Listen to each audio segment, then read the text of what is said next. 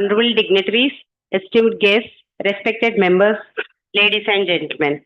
A very good afternoon to you all.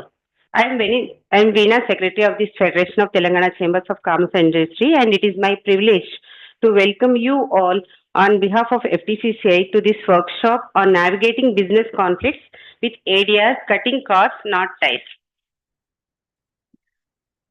As we all know, alternative dispute resolution is no longer an option but a necessary, a strategic, cost effective tool that preserves relationships and business continuity. Today's workshop brings together thought leaders and practitioners to shed light on the practicalities and potential of ADR in today's complex commercial landscape. To commence to today's proceedings, I request the dignitaries to please come on to the dais. Dr. Suresh Kumar Singalji, President of FTCI, Sri R. Ravikumar Garu, Senior Vice President FTCI, Sri K.K. Maheshwari Garu, Vice President FTCI, C.A. Naresh Chandrakali Garu, Chair of the Corporate Law, IBC and ADR Committee of FTCI. And now it is my honor to invite our esteemed Chief Guest, Sri A.J. Jawadji, Registrar of the International Arbitration and Mediation Center, Hyderabad, to kindly grace the dais.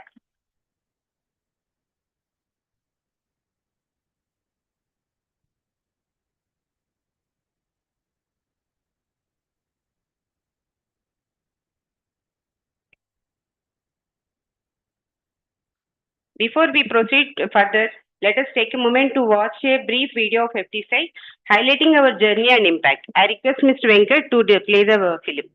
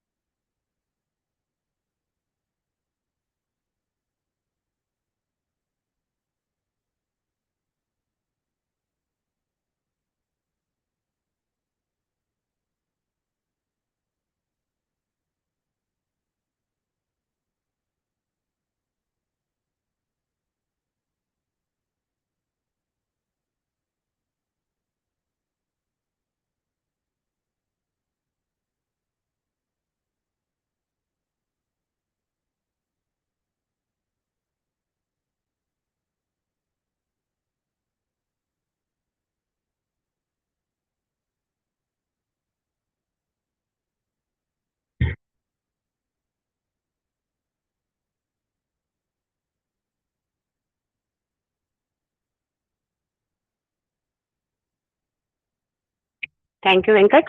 Now, as a gesture of welcome and appreciation, I request Dr. Suresh Kumar Singalji to present a bouquet to our chief guest.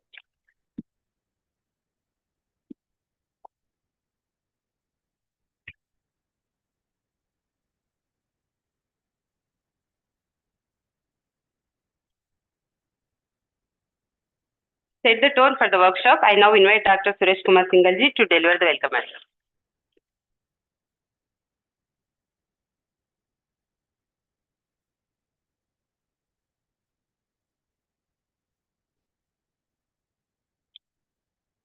chief guest and the keynote speaker, Shri A.J. Jawad, Registrar of the International Arbitration and Mediation Center, Hyderabad, Senior Vice President Shri R. Ravi Kumarji, and Vice President Shri K.K. Maheshwariji, Chair, Co-Chairs, and Advisors of the Corporate Laws, IBC and ADR Committee, CA Naresh Chandra Geliji, Dr. Talsneem Sharifji, CA Ritesh Mittalji, and Shri V.S. Raju Garu.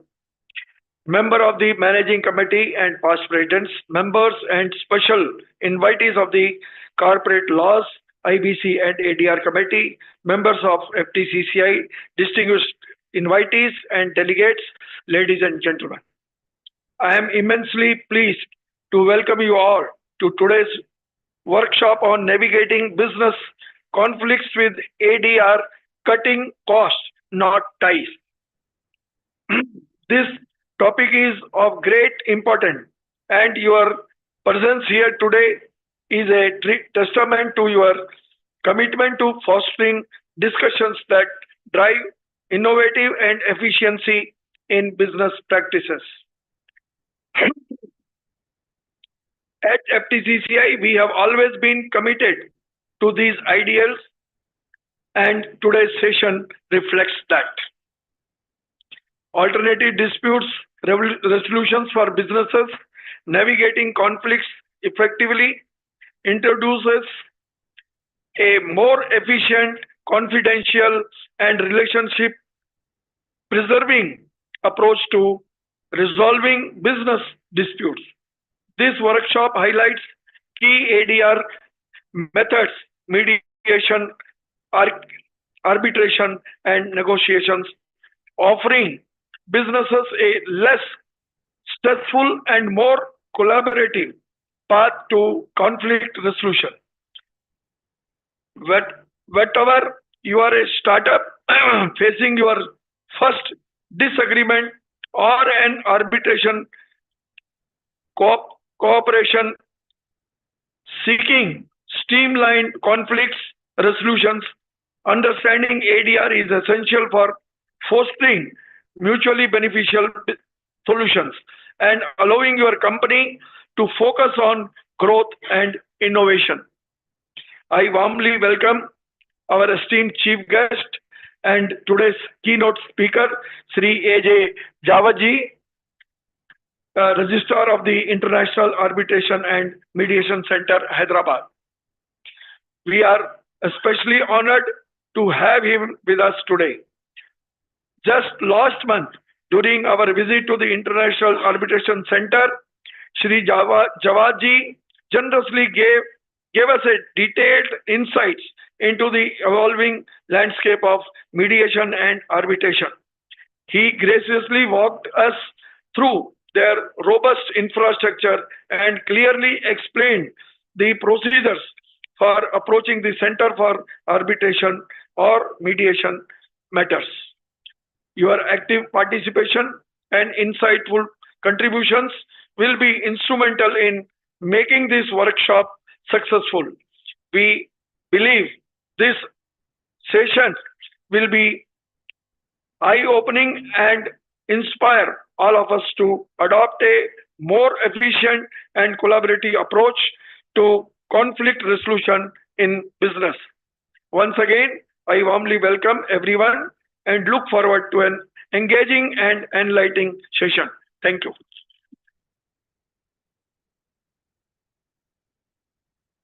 Thank you, sir. Now I invite CA Naresh Chandra Geliji, Chair of the Corporate Laws IPC and ADR Committee, to deliver his introductory remarks.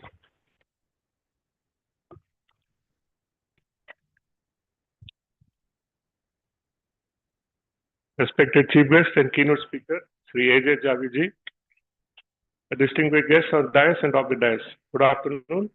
It's my privilege as the Chair of Corporate Laws, IBC and ADR Committee at FTCCI to offer a few opening thoughts as we gather for this important workshop on navigating business conflicts with ADR, cutting costs, and not ties.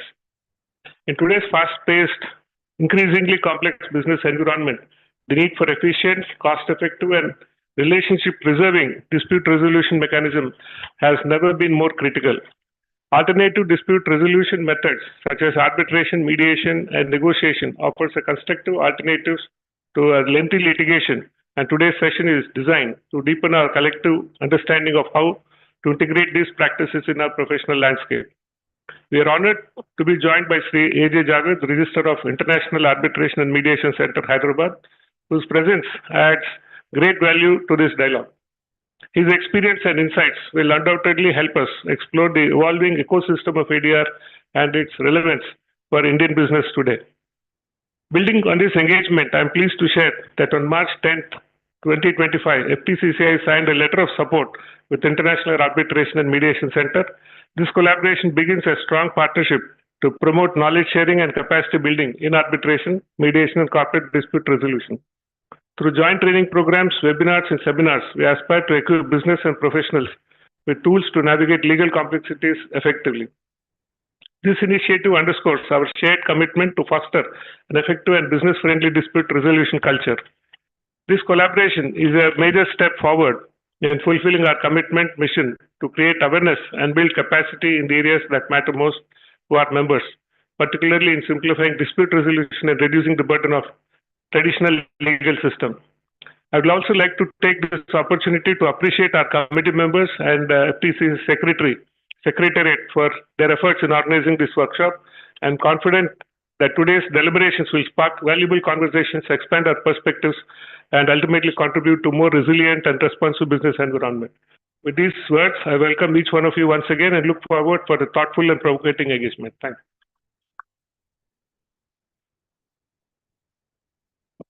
Thank you, sir. Thank you for your valuable insights.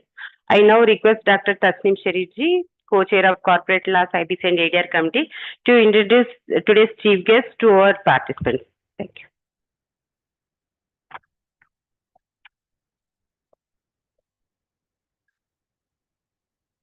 Good afternoon, everyone.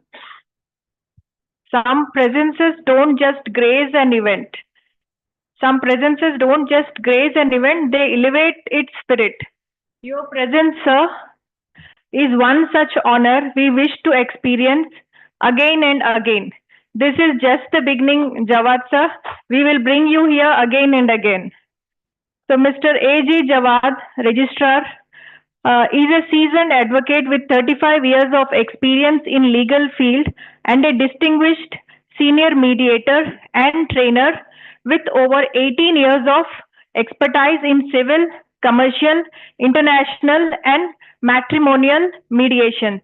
As a senior mediator trainer with the Mediation and Conciliation Project Committee, which is also called as MCPC, of the Supreme Court of India and the Tamil Nadu Mediation and Conciliation Center at the High Court, Madras.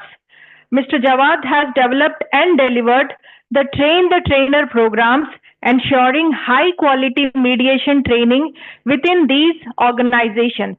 Mr. Jawad's work includes conducting workshops on mediation in the National Judicial Academy at Bhopal, India, and Tamil Nadu Judicial Academy, including mediation training programs for newly recruited civil judges at Chennai and Chandigarh. He has also conducted advanced mediation training programs across sectors like civil, commercial, and matrimonial disputes. Mr. Jawad is an empaneled mediator with Bombay Chamber of Commerce, where he mediates business disputes and promotes amicable resolutions. He also has extensive experience in cross-border mediation, resolving complex international disputes. So over to you and your team, sir.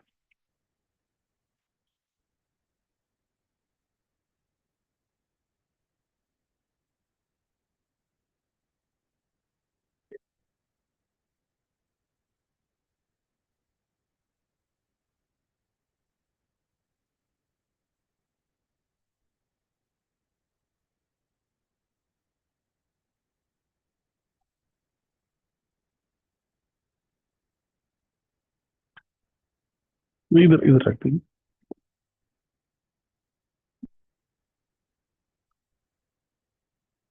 So thank you.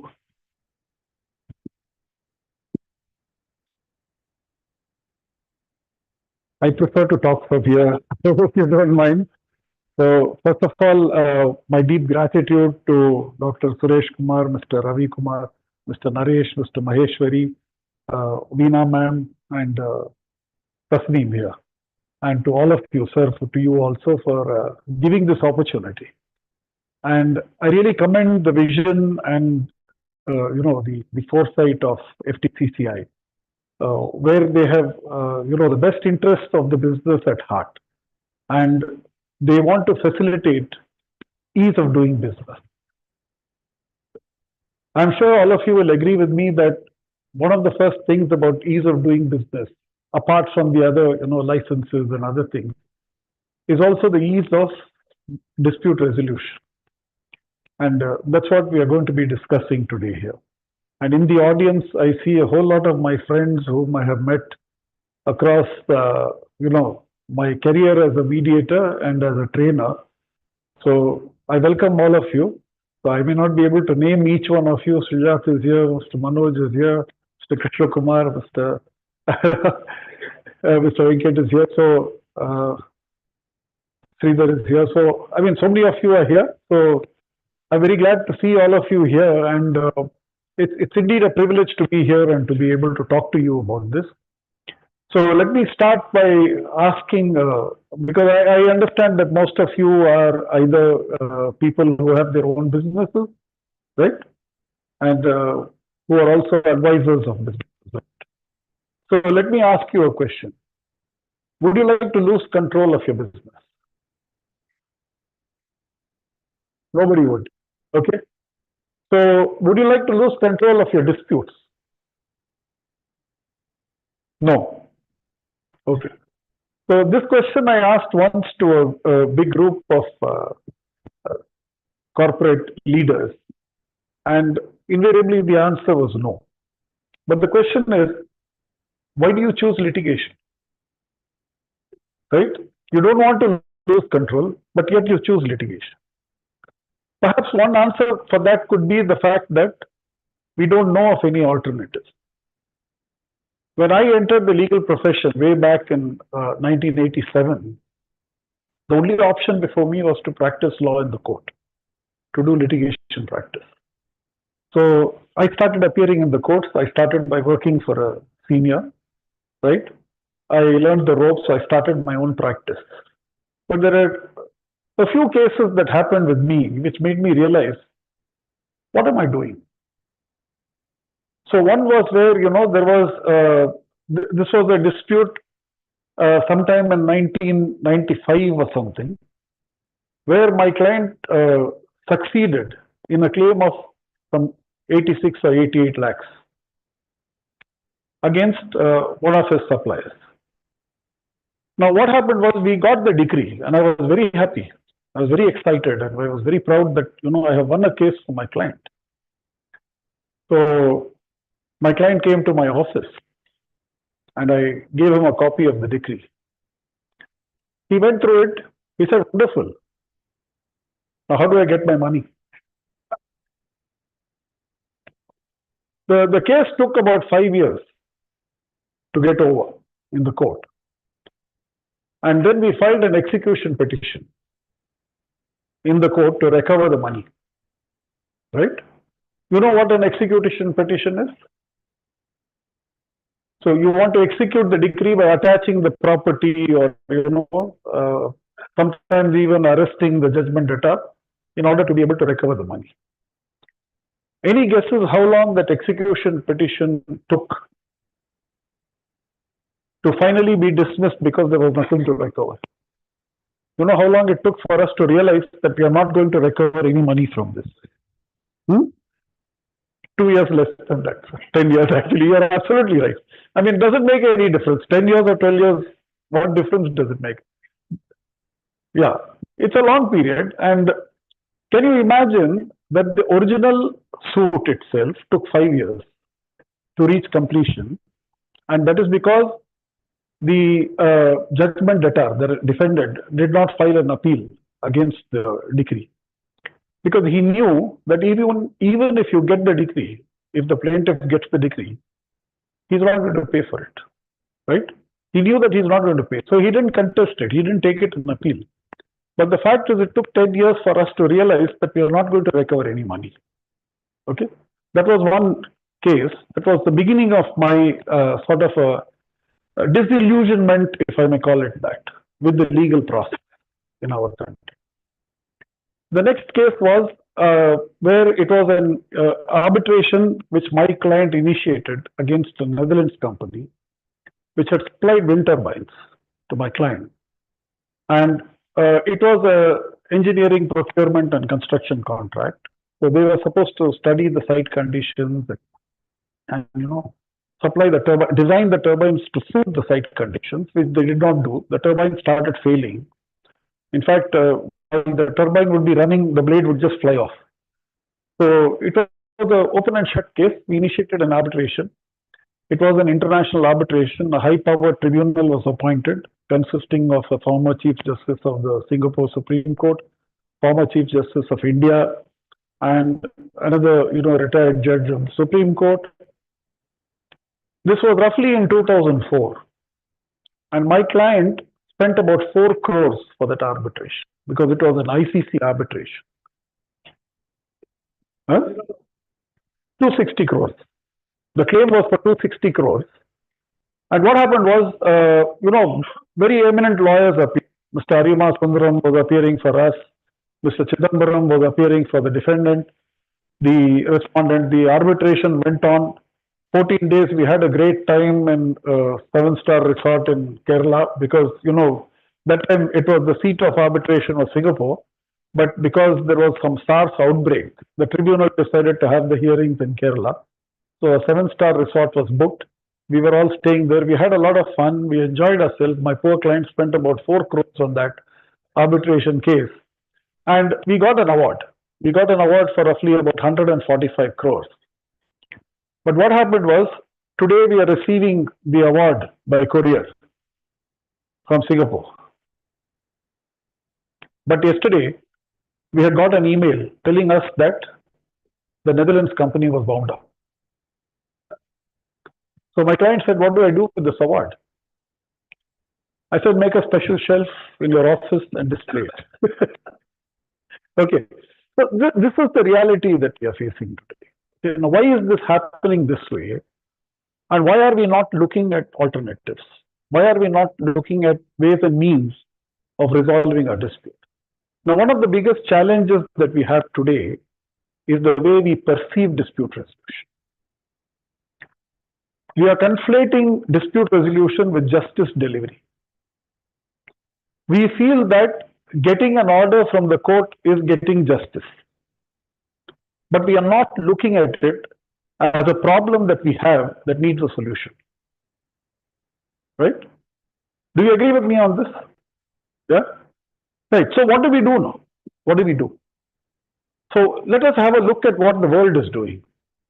Now the world realized that this is not working out. Because you have international trade and commerce, you have dealings across the border, you have different laws. Okay, there's a conflict of the laws. Each country has its own law. So one thing that they did was they decided to start with arbitration. So when arbitration became one of the dispute resolution mechanisms for international disputes, one thing that came to be realized was that if you get an award in one country, how do you go and execute the award in the other country? If supposing one party, let's say, is in China, and you have an arbitration, the other party is here in India. So you have a cross-border arbitration. It takes place in Singapore. An award is passed. Now, I have to go and execute the award in China. And the Chinese court says, sorry, we don't recognize this. Right? So what happened was the New York Convention, a treaty was signed by all the countries in 1958. So if you sign the treaty as a nation, you are recognizing an award passed by any other country that is a signatory to the New York Convention. Okay, so they found that solution.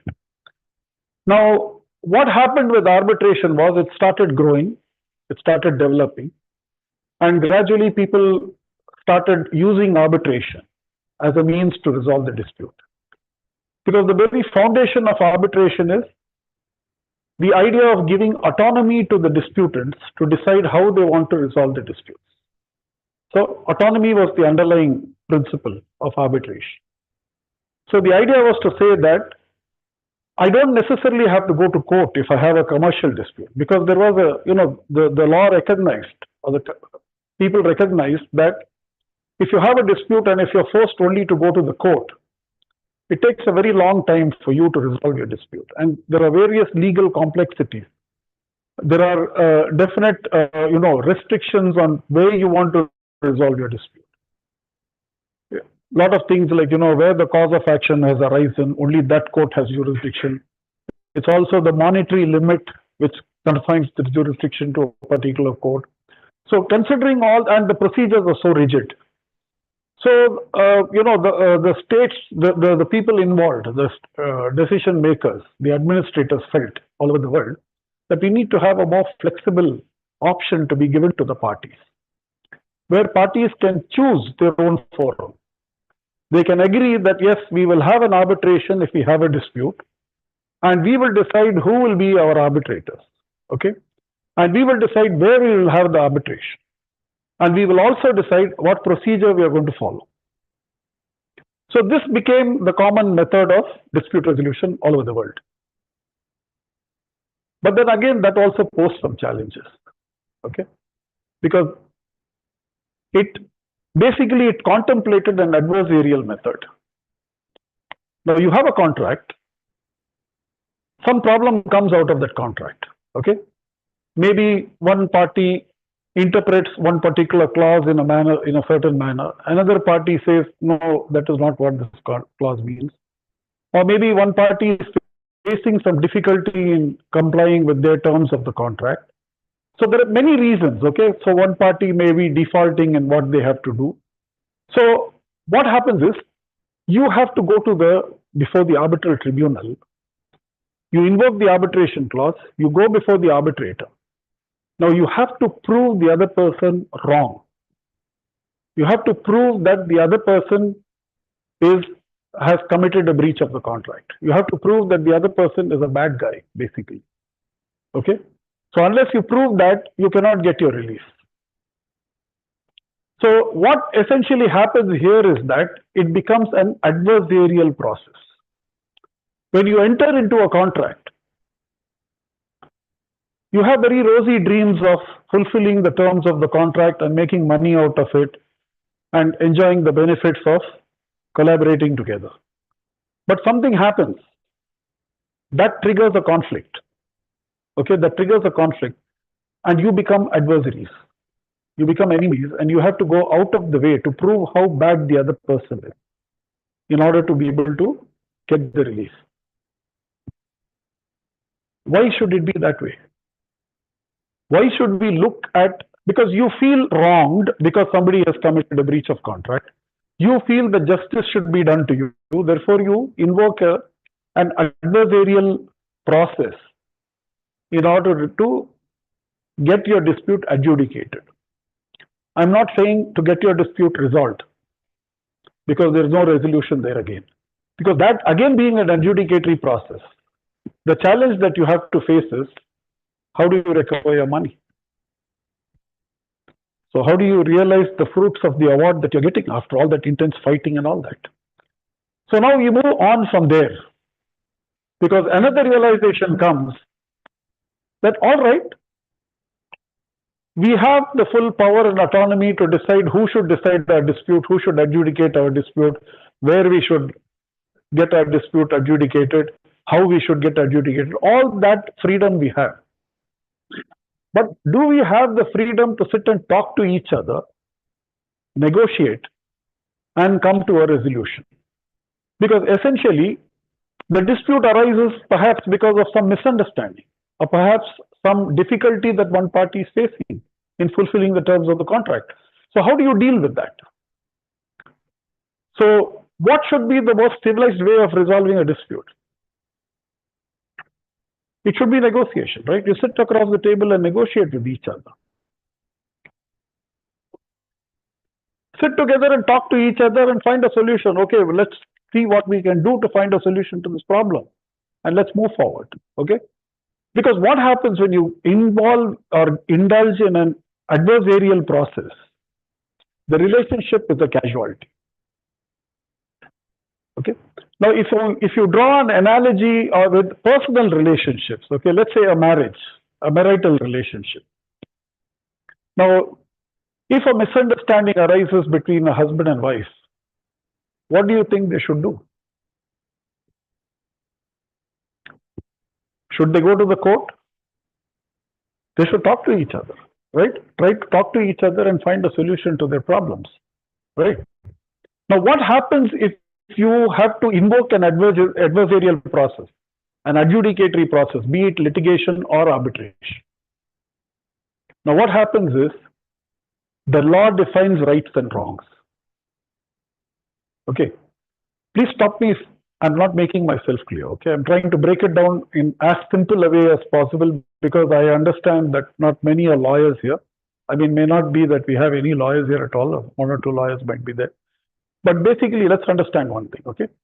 So what do you have to do if you have to prove something before the arbitrator or the court? You have to fit your claim into the four corners of the law. Let me illustrate this by giving you a small example, okay? It happened many years back when I had just begun my practice. The lady came to me saying, I want a divorce. So I said, what happened? And she said, this has happened. So I made my notes. And I told you, ma'am, please come after 2 days. I'll have the petition ready. Now she comes after 2 days. I give her the petition, the draft petition for her approval. She reads it and she starts crying. And I said, is there anything wrong? Have I said something wrong there? She said, only after reading your petition, I realized how much I have suffered. Okay. Now, I found that ironically funny because what actually happened was she gave me a set of facts about what happened between her, or maybe her perspective of what happened between her and her husband. Now, she wants a divorce. Now, if I have to get her a divorce, I have to make all those allegations against the husband that bring it within the framework of what is defined as cruelty. Because unless I prove that, she cannot get a divorce. So what I did, she gave me some rice and I added some, mirchi masala to that and made biryani out of it. Okay. And she really believed it. This was not what she told me. She really believed that that's the truth. Now, this is exactly what happens even in a commercial case.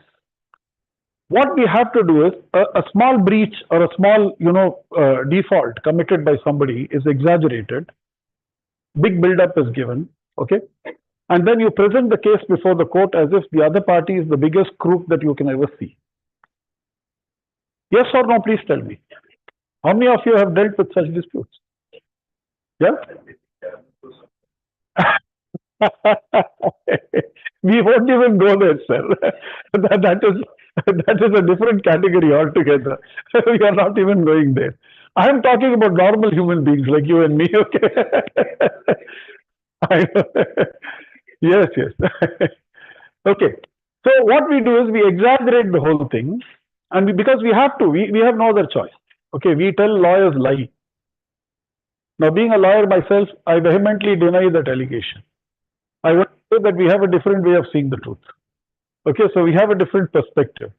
So today morning, I will stand before the court and argue a provision of law, saying that, my lord, this is what this provision of law means. In the evening, I'll be appearing before the court and I'll be saying that my learned friend's interpretation of the law, which I argued in the morning, which my learned friend is now arguing in the evening, I will say it is completely wrong. Right? Because that is what law is about. I can interpret it in any way I want. I can interpret a term of the contract in any way I want. Now, what happens in any adversarial dispute resolution method is, each one of you have your own interpretations. And that interpretation is substituted by a third interpretation, that of the adjudicatory authority, be it a judge or an arbitrator. So how do we resolve disputes now? one of the fundamental things that you do when you have a problem is to sit and talk about it. Now, there is a challenge there. When you are sitting and talking across the table with each other, you have a perception of what is right and what is wrong. You have a perception of the other person. Okay, because you might have exchanged emails. You might have written, you have not complied with this term of the contract. Please do it. And the other person would not have responded. You send a second email saying, I have written this email to you. I haven't had any response from you. The other person doesn't reply. Third time you issue an email. I'm very disappointed with your actions. Why are you doing this? I have serious doubts about your integrity. You don't seem to be an honest person. You have deliberately committed a breach of the contract. I'm going to sue you. Now the other person responds saying that you are the crook. You have not done all these things. And that is why I could not perform my side of the contract. Okay. Now this exchange of correspondence creates a lot of tension in your mind, stress, a perception that the other person is out to get you, and you are angry, you're emotional. So when you sit across the table and talk, it may not lead to a good result because it may break down. Your talks may break down because you're not able to see eye to eye. What happens if you get somebody neutral who's not involved in this dispute and who's trained to help you to have these difficult conversations and work out a solution? What if such a person is there? Would it not make it easier to discuss and find a solution? So mediation evolved. So mediation is a concept that has been there in almost every culture, every society, until it was replaced by the Anglo-Saxon system of jurisprudence. The courts that we have, the systems that we have, all relate back to whom? To the British, right? So they evolved an Anglo-Saxon jurisprudence which is based on the concept of right and wrong. What this does not take into consideration is that there are many gray areas in between. Okay, a rainbow is composed of so many colors. It's not black and white. And that's what makes human relationships, be they personal or commercial. There are so many hues, there are so many colors to it. So we need to get into the essence of what is the misunderstanding. What is the conflict? Why did this conflict come about? Has there been a communication gap? Is there a miscommunication? Is there a misunderstanding? So you work on that and you try to find a solution. So the efficacy of mediation was realized the world over. Now, how did this start?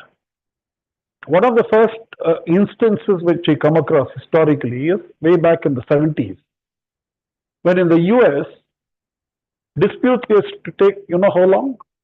If you go to the court and file a claim before the court, any idea how long it used to take from the date of filing up to the disposal of first appeal?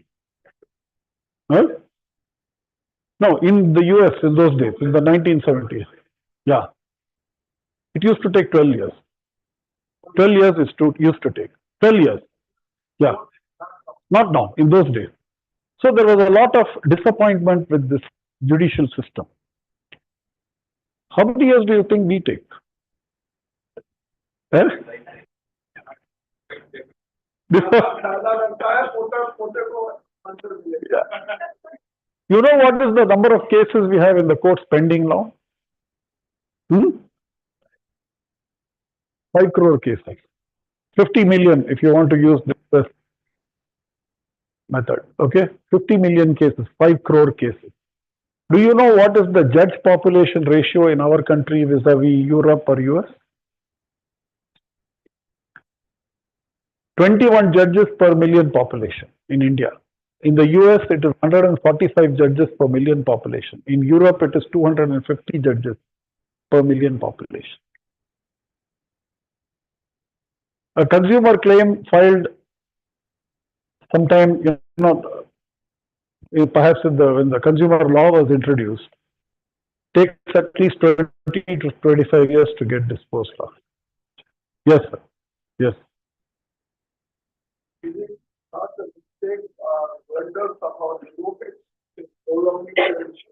You can blame anyone you want. No, I agree with you.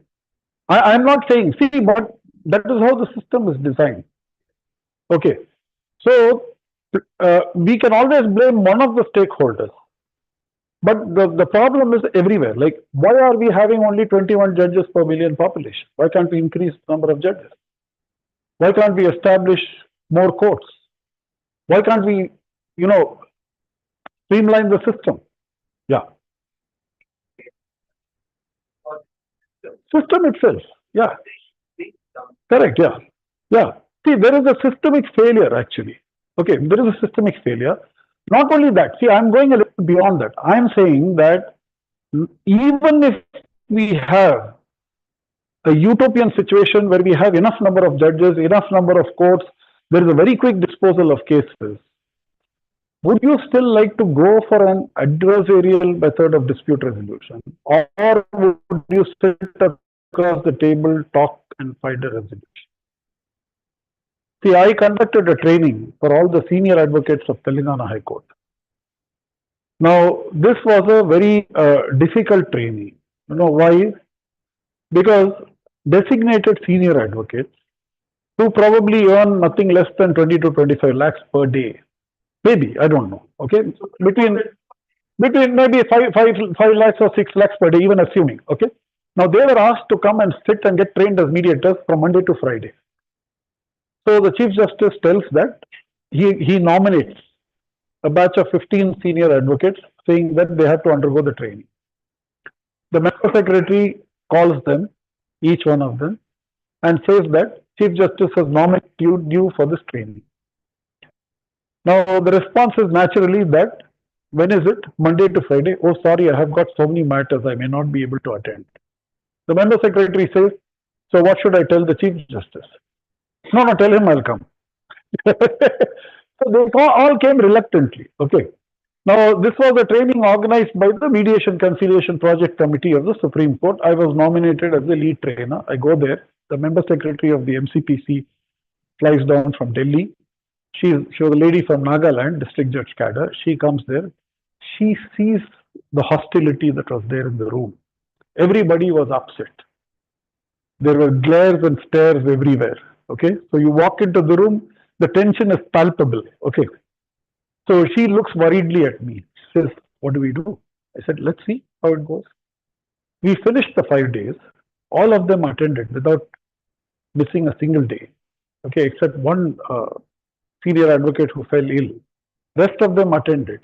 And at the end of the 5th day, so every day I'm getting a message from the member secretary. How's it going? What's happening? How are they responding? Are they cooperating? So I keep saying, don't worry, don't worry, don't worry.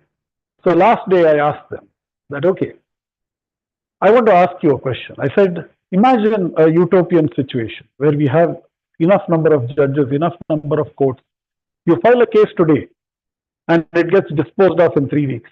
Within 1 week, the appeal is disposed of. Within 2 weeks, the execution is done. Absolute utopia, perfect situation. Okay, beautiful. Even if such a utopian situation was there, do you still feel that mediation is required? They said yes. And I said, why? They said it's a civilized thing to do. When you have a dispute with somebody, you sit and talk. And because you cannot have that conversation, it's very difficult for you to have the conversation, you involve a third party in it. But that's a civilized thing to do. And the wonderful thing about that was, what I did was, after that, I sent a message to the member secretary. She was a Christian lady from Nagaland. I said, converted and baptized. So that was the effect of that. It was a wonderful experience for me also. But what really, made me very happy was the next month I had come to Hyderabad. I was in Chennai at that time. Now, of course, I'm based in Hyderabad. I was in Chennai. I came the next month for another program somewhere. And one of them called me to ask some doubt. And I said, I'm in Hyderabad. They said, wonderful. We are having a get-together in the Secunderabad club. Why don't you join us for dinner? And I went there and I found all the 15 of them, which included 3 retired judges. Okay, they were all sitting over there and they were discussing how to take mediation forward. Okay, so this is another option for you. Okay, now mediation may not always result in success simply because the mediator does not decide the issue. The parties have to come to conclusion. So mediator only facilitates the whole process. And it is a very beautifully designed process. A lot of psychological factors are involved in the way the mediator deals with the parties, tries to understand what their fears and concerns are, tries to explore what the underlying interests and needs are, and helps them to reach a resolution that's acceptable to both of them. It may not always result in a resolution. If it doesn't result in a resolution, what do? Especially from the commercial perspective. The alternative is to only go for arbitration. Because litigation may not be an option for you. It may not be advisable considering the kind of cost that is involved, the kind of delay that is involved, the kind of rigidity that is involved in the whole process. So people prefer to go for arbitration. So what we are trying to do now is to provide a mechanism that would ensure that you have a quick resolution of your disputes. For any business, time is money, time is value, right? The quicker you get a solution, the better for you. And one of the biggest drawbacks in adjudicatory dispute resolution is the scope for adjudicating the dispute is very narrow. If you go to the court will go by the law. You are bound by what you mention in your pleadings. You cannot transgress that and ask for something more, unless the court permits you to amend your pleading. If you go for an arbitration, you're bound by the contract. So what needs to be done today is to first explore the option of resolving a dispute collaboratively by taking recourse to mediation. Now, what happens when a mediation happens is, either you may reach a settlement, which is very good for you, because within a short time frame, you'll have a settlement, you'll have a resolution. If it does not get resolved, or if it partially gets resolved, you can always go for arbitration, right? Now, as I earlier said, that the objective of arbitration was to reduce the involvement of the courts, considering the kind of complexity and the kind of rigidity that follows when you go to the court. But what has happened today is the involvement of the courts has become to such an extent that arbitration has become meaningless. Because if you have an arbitration clause in your contract, which says that if any dispute arises between us, we will go for arbitration. And when a dispute arises, you issue a notice to your counterparty saying, we have this dispute, we want to go for arbitration. You are appointing Dr. Suresh Kumar as our arbitrator. The other party is going to say, I'm sorry, I don't accept Dr. Suresh Kumar as my arbitrator. Okay, I may nominate somebody else as my arbitrator. Now, both of you don't agree, you have to go to the court and ask the court, please appoint an arbitrator. Now, the courts take their own time to do that, right? Though nowadays they are trying to expedite the process, nevertheless, it takes time. The problem with that is you don't have any control over who should be appointed as an arbitrator. You lose control, because that is the first attack on your autonomy in deciding who should decide a dispute. Okay? So once that happens, you have no control. Now, invariably what happens is when you go to the court has a list of arbitrators, panel of arbitrators.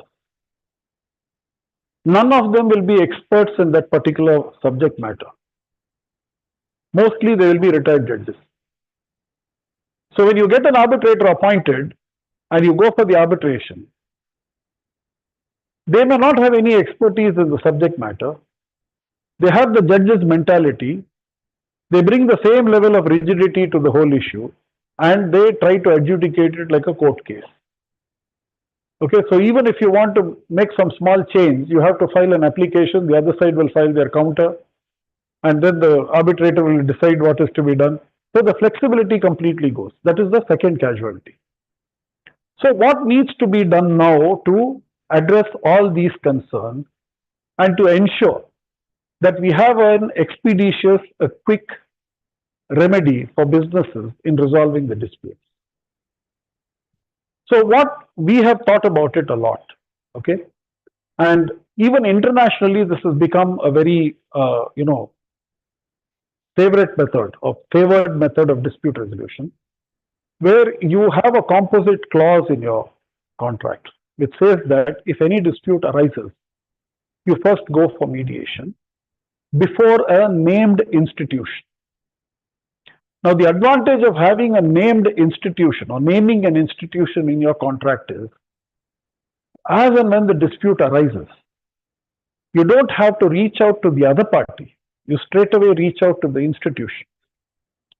The institution will write to the other party and invite the other party to participate in the mediation and say that both of you can agree. We have a list of mediators. Please agree on who should be your mediator. If they are not able to agree, the institution appoints the mediator. So it happens in quick time. It doesn't take as long as it takes for the court to do so. The second advantage of that is, if the mediation is not successful, if it doesn't result in, because there is a limited time frame, the cost is fixed, the fee rules are very clear. You can go into the rules of any institution and see, for example, if you visit the IAMC website, you can see what the cost of a mediation. Now, once the mediation, if supposing the mediation fails, the institution steps in and appoints an arbitrator. So you may have a panel of arbitrators, a tribunal, or you may have a sole arbitrator.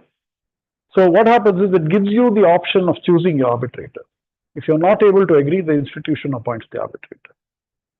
So once the arbitral tribunal is constituted, the process takes place very fast because it doesn't, the institution doesn't allow the arbitration to be prolonged. There is a proper case management system in place. There are case managers who deal with that. Now, if you take IAMC, we are having now, we are introducing an online case management system, which is partially AI based. So from the time of filing to the date of disposal, everything is managed online, right? So from the appointment of the arbitrator to the passing of the award is completely before the institution. So the institution monitors the whole progress of the case, makes sure that it is expeditious, it is fast. Not only that, the institution also scrutinizes the award. Okay. Why the scrutiny of the award is essential is because sometimes arbitrators may not give reasons for their findings. They may come to a finding without explaining the reasons properly. Now, we came across a very famous case now where the Singapore Supreme Court has come down very heavily on a very high-powered tribunal that was constituted in India, consisting of the former Chief Justice of India and two former Chief Justices of High Courts. And the court found that blindly the tribunal has just extracted paragraphs from earlier awards and put them in these without even applying the mind and without even considering the factual differences in both these cases. That was one of the most sad moments. The saddest moment for India in the sense that already we have a big country like us. Do you know what is happening today in India? Two Indian companies entering into a contract name Singapore International Arbitration Center as the arbitral institution. So, what do we do with these circumstances? Now, what happened was, that is why the International Arbitration Mediation Center was set up. Because the people who founded this, with the support of the government, the idea was to establish a center that would have all the infrastructure and all the facilities that would make dispute resolution easy. And the idea was to make Hyderabad a hub of international arbitration. Not only international arbitration, domestic arbitration. So why should we go internationally before we address the domestic market? Because we have so many big businesses happening. We have so many big companies here, industries here. But they don't have a mechanism or they don't have an institution that they can go to for resolving the disputes. So with the International Arbitration and Mediation Center based in Hyderabad, we will be shortly a video. I have two of my colleagues, Nikshita and Anandita here, who will be explaining to you what are the facilities that we have. So what you can do perhaps is to think seriously about institutionalizing your dispute resolution clause. So when you have a contract, you adopt the clauses that we have, because we have also the clauses that need to be incorporated in the contract, which nominate an institution like IAMC as the institution, and you have a med-arb clause. So what happens is you first approach the institution for mediating your dispute, and if the mediation doesn't work out, you can always go for arbitration. So though mediation is a very effective and one of the best methods of dispute resolution, being dependent on the will of the parties sometimes may not result in a resolution. So you also have an arbitration clause. So the entire arbitration process and the mediation process is streamlined in such a way that you are able to resolve your dispute in as quick time as you can without much delay, and you are also aware of your costs. The costs don't, today the ad hoc arbitration has resulted in a situation where the cost of the arbitration, we were talking about the claim of 25 lakhs and a counterclaim of 35 crores. It started with an original claim of 25 lakhs, and the arbitral fee, initial fee itself was 25 lakhs, right? So your amount that you're claiming, you're paying in terms of the fees. So we need to have a clarity on that. So when you approach an institution, you have a lot of clarity on where you stand, how much are you going to spend, how much is it going to cost you, okay? And you can do it in good environment where all the infrastructure is there. You don't have to go to a 5-star hotel and spend a lot of money, because most arbitrations sometimes happen in 5-star hotels. You get the same comfort, the same facilities that you get in any 5-star hotel. Perhaps not the tea and the coffee, which of course we do supply that, but the food you may have to order from outside. We also help you to arrange that also. Am I right, Nikshit? So we also help you to do that. So when you can do it in the comfort of an institution, why should you spend more money to resolve your dispute? And you also have a mechanism by which you are ensured that your costs don't exceed your claim amount, right? So, and you have the option of exploring both mediation and arbitration. And what the other advantage of that is, one more advantage of the institutional setup is that you have people who are experts in those fields. So if it is an accounting dispute, you have chartered accountants on the panel as mediators. So we have two of them sitting here. Manoj is there, Mr. Krishna Kumar is there. Okay, they are all empaneled as mediators, they are trained. It's not that they are just taken in just like that. So we have very, very stringent training systems in place. We have stringent assessment systems in place where we try to train and get the best on our panels. Okay, so they help you to resolve the dispute in a very amicable way. Now, if that doesn't work out for you, we have experts who are arbitrators also. People who have the expertise in those respective fields. It's an engineering contract. You have an engineer sitting as an arbitrator. Okay. So I used to be on the panel of the Airport Authority of India, Chennai. And most of those disputes would be engineering disputes arising out of the various projects.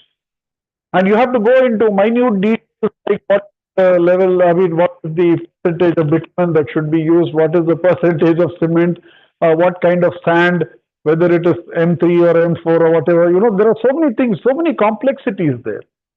And because the airport authority had the power to appoint the arbitrator, they would invariably appoint a retired, engineer of the CPWD or somebody. So you had experts to deal with those subjects. But with ad hoc arbitration, because you don't have the power to appoint the arbitrator, because you're forced to go to the court for the appointment of arbitrator, one, it becomes time consuming for you. And number two, you have no control over who the arbitrator is going to be. So the advantage of institutional arbitration or mediation is that you can get the experts there. You can get the service of the people who really understand the domain in which they are trying to resolve the dispute. So these are the advantages that you have. Okay. So what I'm trying to say here is that one of the most integral aspects of ease of doing business is ease of dispute resolution. Today, people are hesitant or scared to invest in India. They're scared to come and do business in India. And any foreign company that comes here insists that the Indian law should not apply and India should not be the seat of arbitration. So you always go abroad. Now, it is time that we change that. It is time that we show the world that we have world-class institutions here who would offer you the same services, perhaps at less than half the cost that you will be incurring. Okay, so it is time for the stakeholders like all of you to open your eyes and to see what is there for you. Okay, and to see what is the best way forward for you to continue your business, to do your business, without the fear that your dispute is going to ruin you. Okay, so that is where we stand today. Okay, and that is why we are here to discuss with you about these aspects. Okay, so we have made, I have said all that I have to say today. Okay, thanks to the opportunity that has been given to me by FTCCI. So now I'll open it for questions from you, and after that we will see what IAMC has to offer. And my colleagues will explain to you how the system works here. Okay, so one of the things that I would like to ask, why did I accept? I'm from Tamil Nadu, I'm from Chennai. Why did I agree to come here? I have been a mediator. Okay, I have been working all over India, and with due modesty, if I might say, I'm quite well known. I think, whether you call it as famous or infamous, whatever it is, I'm well known in these circles. But the reason why I accepted to take charge of this institution is simply because I feel that the potential of these institutions is not being utilized fully. And one of the basic reasons for that is the lack of awareness. Most people don't know that these options exist. Even lawyers don't know. And what we are trying to do here is we are trying to get the best into the field. Okay, and we are trying to get the young people involved. Because arbitration has become the exclusive preserve of 80 years old and 90 years old. Okay, people who can't even walk properly, but they can't even hear properly, but they become arbitrators. With great respect. I don't mean disrespect to anybody. I respect their age, I respect their experience. But today we need something more. We need a more dynamic system in place. We need more people to get involved. Now, IAMC has started a course for women in arbitration. Because if you look at the arbitrators in India, you'll hardly find any women, unless they are retired judges. You hardly find any women in arbitration. So, and the retired judges only want to deal with disputes which run into several crores. What happens to the smaller disputes? Why should somebody having a dispute for 30 lakhs or 40 lakhs be driven to the court? Why should they be forced to go into the court and file a case? So, and what is the guarantee that even if you have an arbitration clause and the court appoints them? See what the courts are doing now, I'll tell you. Up to 1 crore, they appoint lawyers with 25 years of experience as arbitrators. Above 1 crore, they appoint district judges.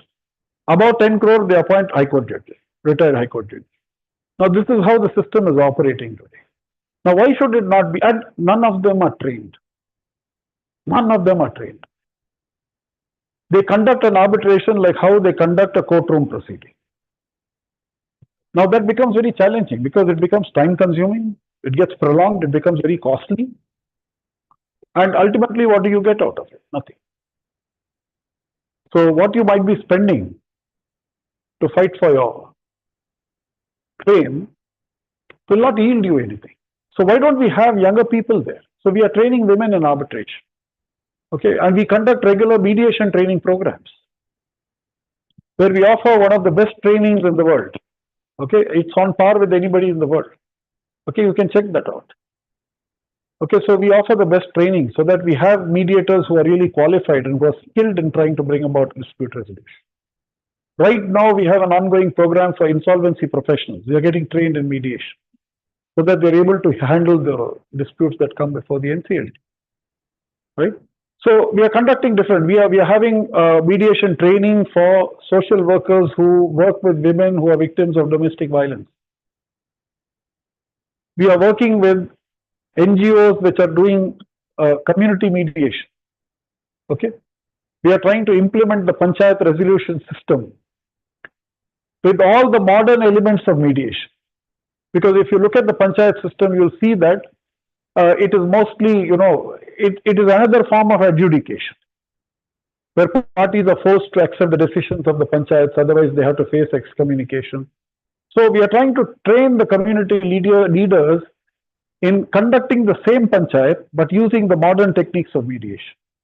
All the psychological aspects of dispute resolution, how to understand, how to empathize, how to bring parties, how to help them to understand each other's perspective, how to come to a resolution mutually. So we are offering this kind of training also. So we are working in a very, very wide circle. We are trying to create an ecosystem of collaborative dispute resolution. So today that is absolutely necessary and essential, and it can't be done without your support and cooperation. Because unless you utilize our services, whom do we offer our services to? Right? You are the most important stakeholders for us in creating this ecosystem of collaborative dispute resolution. Simply because an innocent person doesn't have to wait for 25 years to get acquitted by the court. In June 2023, there was a report that a father and son who were convicted of murder were acquitted by the Supreme Court after spending 25 years in prison. And only the father walked out. The son had already died in prison. And we say that we deliver justice. A man commits a murder when he is 45 years old and he is convicted when he is 90 years old. No result. Why? Because we are rushing to the court with our contractual disputes, with our commercial disputes, with the brother and sister disputes, with the husband and wife disputes. We are going to the courts. Yes. So the courts are so busy deciding how much each brother is entitled to, or how much alimony should be paid to the wife, okay, or whether divorce should be granted or not, right? Or whether the breach of contract should be declared or not, or a partnership should be dissolved or not. The courts are busy dealing with that, where they have to justice. So that is where I am saying that we are mixing up dispute resolution with justice delivery. Justice delivery is required where you have to do justice to people. But 60% of what is clogging the courts today, including those matters which go from arbitration, awards are challenged. Section 9 applications are filed. Section 11 applications are filed for appointment of arbitrators. Section 9 for interim orders. Section 34 petitions challenging awards. Section 37 petitions against interim orders passed by arbitrators. What are we doing? So we have to take a call now. So we have to decide, what are we going to do? Are we going to be the change makers? Are we going to be the people who are going to bring about that ecosystem of collaborative dispute resolution so that every dispute doesn't go to the court? We go for arbitration also only when it's absolutely necessary. We first try mediation, then we go for arbitration. And when we go for arbitration, we try to make it so smooth and efficient that there's no scope for challenging the award, so that there is an element of finality. Okay? So this is what we are looking at, and this is what we are trying to work on. Okay? And we are trying our best to implement the best methods to do that. Yeah. Yes. Thanks, Nikshita, because this was something that is very important. They say prevention is better than cure. Correct? Now, what happens when you're entering into a contract? It's like getting married. Everything is so rosy and beautiful, right? You're looking forward to an engaging relationship with each other.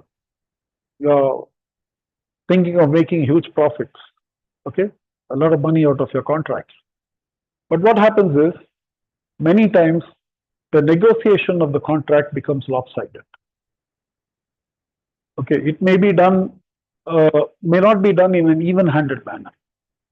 So sometimes a very powerful party gets undue advantage for itself, without realizing that to be sustainable, a contract has to be balanced, has to be fair.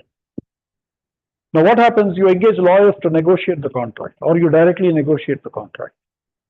Now, whoever is negotiating the contract on your behalf has only your interests in mind, not the other person's interests in mind. So invariably, what happens is contracts become very lopsided, very uneven, imbalanced, and result in the arising of disputes. So one more option that we are offering also is what is called as deal mediation. So we are saying that when you are entering into a contract, come to us, we will appoint a mediator and we will facilitate the negotiation of a contract that would be fair and balanced. Yes, that would preempt a dispute from arising rather than resolving a dispute after it has arisen. So we are working on all these things, friends. So I'm very happy that all of you are here to listen to this. And when you go back, what is it that what is going to be your takeaway from here? Now, this is something that you have to think about. Okay. So once again, grateful to you for the opportunity, especially to FTCCI and to all of you for being present here and for listening so patiently to me. So we'll now just quickly watch the film and then we will, whatever questions that you may have to ask or you may want to ask. Yes, sir, please. In the arbitration, actually, Yeah, I think, can we do one thing, sir? Can we just watch the film and then perhaps get back to the question?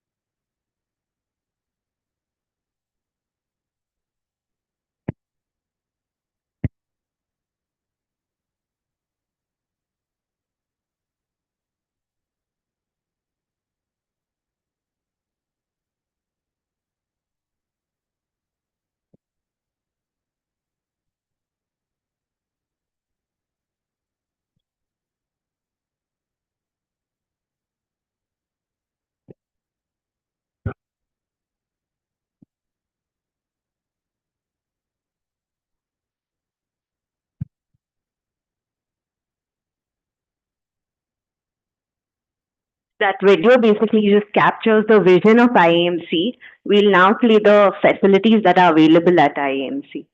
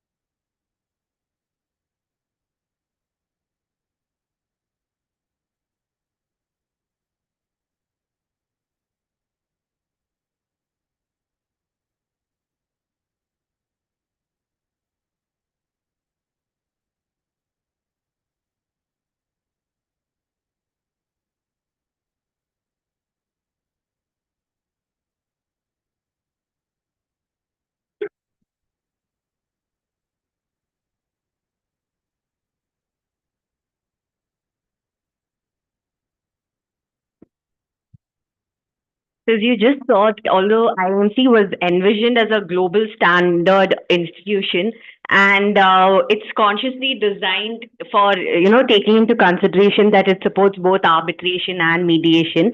But this is also irrespective of whether it's international or domestic, it caters to all kinds of facilities. So, I mean, even if to make a hall booking, to initiate a matter, the entire fee structure is available on the website itself. So the prices of different halls for different the number of days, all of that is mentioned on our website. So the services that we provide, apart from the infrastructure, to simply put it, would be into three buckets. One, I'll say the infrastructure itself, along with what you see. We also have a team that is dedicated to ensure all your logistics are taken care of, all your technological support is taken care of. So it's made very simple. As soon as you send an email saying we have a requirement on this day for so many hours or for this case, everything from there onwards would be taken care of by the IAMC team itself. And secondly, it's the case management that happens within our rules. So this is one of the major strengths of IMC, is that every case is assigned to a case manager who's also a legal professional. So they'll have the expertise to know how to handle this case, and they'll internally break down, create milestones about, how the timelines, how many days we have to give for the parties to get back to us, how many days we have to give for to receive the fee for the arbitrator. So all the internal guidelines are broken down by the case manager, and she'll be there with you right from you file the case. She'll walk you through how to file the case up till the award is given to you, or if it's a mediation settlement is given. And so it makes the whole process very structured, and it's time bound, and it's also transparent. So on the day you're filing the case itself, you have an idea of the cost that it entails and the timelines it will be entailing. And the third thing, as Sir mentioned, is the expertise that we provide. So in the process of building specialized panels for arbitrators and mediators to address sector-specific needs. And right now, we already are catering to the MSME sector. So we have our own internal mechanisms to deal with MSME matters, the kind of arbitrators or mediators who have to be appointed in these matters.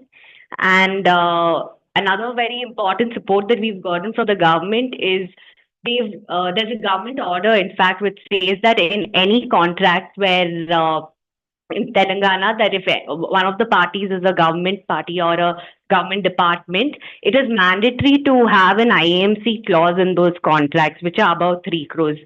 But what we are trying to say is that it's not only for the high value contracts, it's for any small matter as well, which can first be referred to mediation and then arbitration. You could come to the center.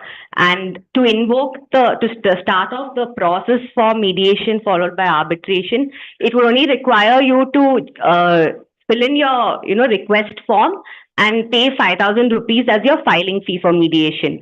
So what happens after that, from there onwards, the team will take care of it by sending a notice to the other party and ensuring, and then they'll keep giving you updates and keeping you informed what's going to happen.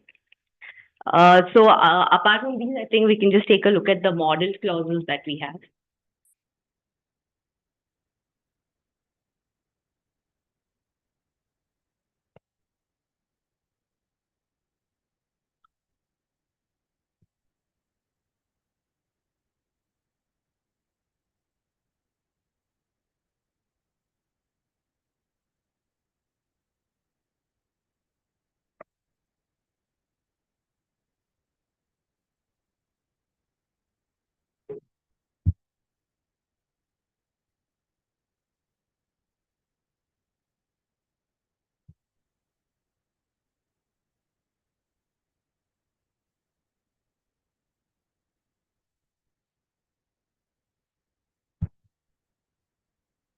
These model clauses are available on our website, and all the 4 types of clauses are covered here, whether you want to go for just mediation or just arbitration, or whether it's a MEDAB clause.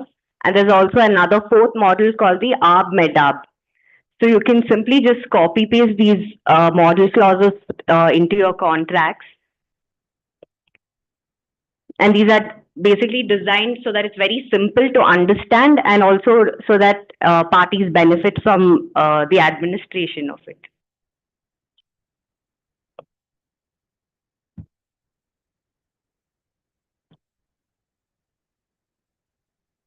So this is the website where you can see the mediation process, the arbitration process, and the fee structure is also given in the website itself.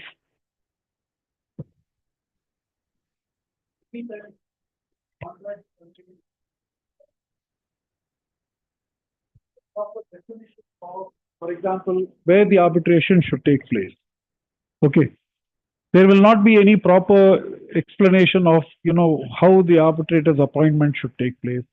What should be the language of arbitration? Sometimes they just say that if any dispute arises, it will be referred to arbitration. Now, we call these as pathological clauses because, there is no clarity at all. And this can lead to a very complex and long-drawn litigation just to decide whether you need to go for arbitration or not. So adopting these clauses would be very helpful because these are very carefully curated clauses which cover almost all the aspects that you need to look at when you are referring a dispute to mediation or arbitration. Sorry. Everything is mentioned, sir. Yes, yes, yes. So if you see the clause, it has the jurisdiction, the venue, how many arbitrators will be appointed, whether it's going to be single or it will be a tribunal, any. So that's it. Any questions? I think we can.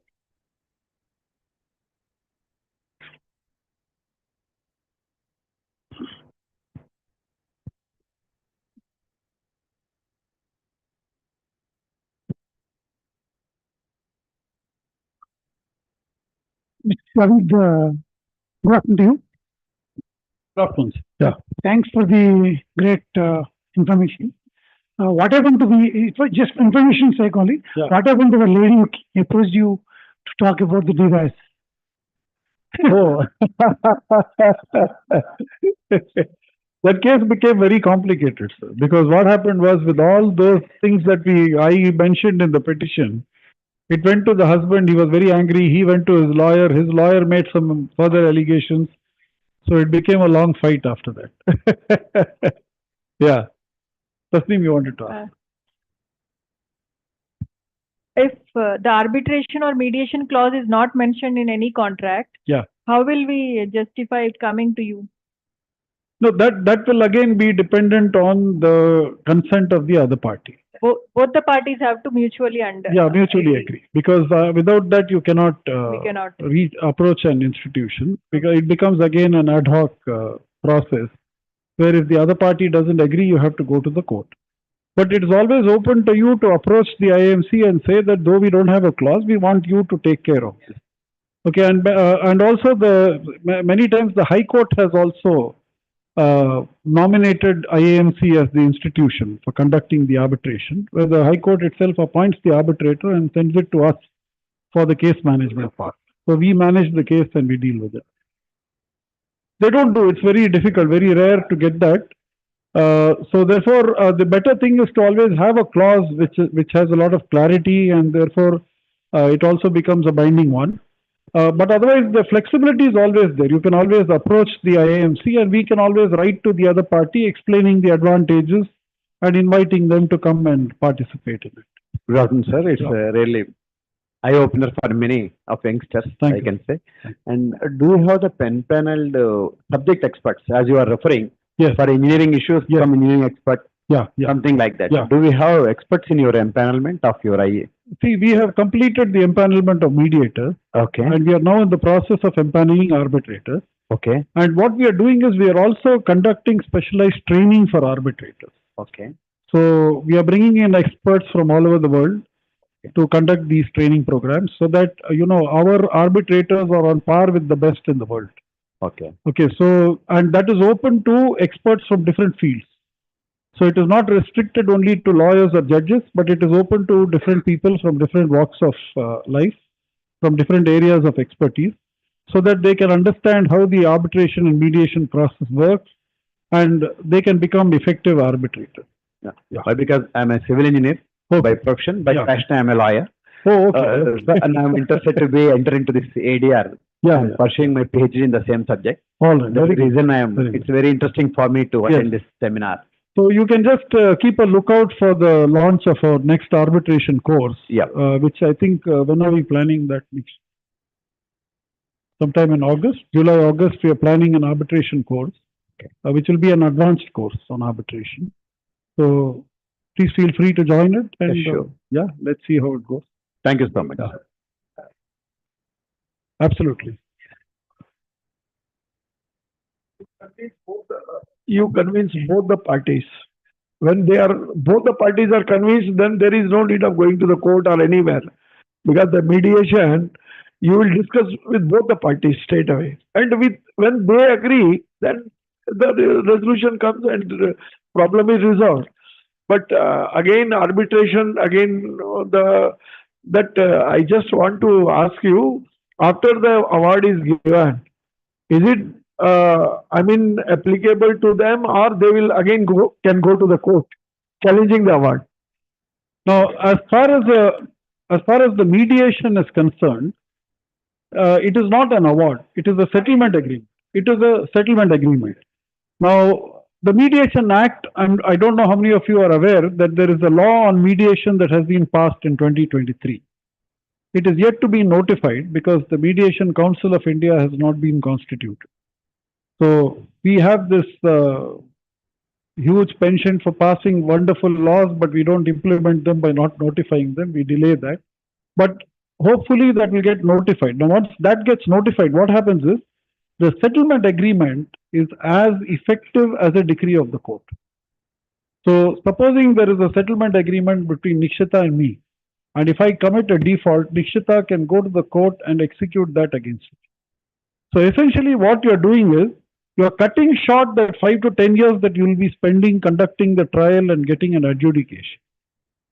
And one of the biggest things, as Dr. Suresh pointed out rightly, that in an arbitration, the settlement agreement is arrived at only after both parties are fully satisfied that this is the best way of moving forward. So the question of execution or enforcement invariably doesn't arise, but because the mediator, before recording the settlement, tests the agreement on several parameters. Is the agreement specific? Is it something measurable? Is it achievable? Is it realistic? What is the time frame? So everything is taken care of in the settlement agreement. So the scope for challenging it is severely limited, and being the decision of the parties, right? If you marry a person of your choice, you can't blame your parents, right? So you are responsible for it. Now you are taking the decision and automatically you become bound by that. You automatically honor that agreement. Yes. Yes. Huh? Documentation experts. That's the best thing. In which one? In every sector, in the organization. Yes. You can go for documentation experts, no? You can train them, you can place them, so that you can have a very limited points or questions to be raised for the arbitration. In an arbitration, I think that can be something that can be considered. Yeah. Prevention is better, no? Something like Which one? Prevention is better than cure. Yes. You can have a No, that is what we are talking about. See, that is where we are trying to promote deal mediation itself, where deal mediation is basically when you're entering into the deal. When you're entering into the contract, yes, the document itself, before you enter into the contract, if you have a mediation where a neutral third party facilitates the negotiation between both parties and helps you to reach an agreement that takes care of the interests of both parties, the long-term and the short-term interests, tests whether this contract will run into any kind of trouble, whether, any possibilities of compliance will arise, any performance difficulties that may arise. So all these things, from a neutral perspective, if somebody is able to help you to reach an agreement, you're absolutely right. Yeah. Yes, yes. No, we are doing that. We are offering that service also. So we are trying to train mediators who can facilitate. So you need experts for that. Like, for example, if it is something which is a construction contract, a trained mediator who has a knowledge of how the construction industry works, what are the different pitfalls that you can potentially experience in the execution of the contract. So this neutral person will help you to iron out all these things and come. That is a very important area actually. So this is something that many times what happens when we say deal mediation, even mediators don't know what we are talking about. In fact, at the first time I put forward this idea was in a conference. I think it was in Bhopal or somewhere where I was talking in a conference. When I mentioned this, two of the judges came and asked me, what do you mean by this? So I had to explain to them what we are talking about. So this is a concept that is already there abroad. Many people use this.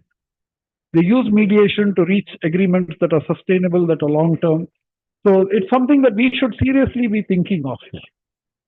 So that is where we are trying to see. We are in the process of capacity building also now. We are trying our best to conduct trainings and get good people onto our panels so that we can offer the best service. So that process is going on. We are trying to rely on technology a lot. Now, one of the ways we are using technology is when we train mediators, we assess them. Now, if you go, even the Supreme Court doesn't do an assessment. They simply train for 5 days and they certify mediators. But we are assessing the mediators, and it is an AI-based assessment. So the AI applies the criteria for how effective a mediator is and gives suggestions of which areas the mediator needs to improve. Clause should be there. Yes, yes. Yeah. Yeah, yeah. Mutual consent. Yeah, that was one question. Yes, sir. I think just 1 minute, sir. I think this gentleman had stood up first, and we let him finish, and then I'll come back. Thank you, sir. Good morning. Yes. My name is Masudan. I'm a PhD research scholar in High Court practice. Okay. Actually, the foreign award given by the foreign country, it is executable by India, sir. Beg your pardon? Foreign award. Foreign award? It is arbitral award. Arbitral award. Validity of foreign awards in So India. we are signatories to the New York Convention. So therefore, an arbitral award passed in a signatory country can be executed here. Okay, but as per in the Google research, but very lack of transparency in the Arbitration Act. Sir. Very lack of transparency in the Arbitration Act, and so much clarity is not there. And they are in our present Arbitration Act. And the arbitrators are giving only one-side judgment, one-side award. In the see, the problem is awards and judgments always have to be one-sided. Because the court or the arbitrator has to decide either in favor of one party or the other party. No, 90% banking cases, chit fund cases, every arbitrator, because I'm a regular practicing lawyer. So every case, every client saying that though it is against give money, my documents are not issued by the arbitrator. I not issued the notice also. There is a lack of time. It come for appeal also, district court.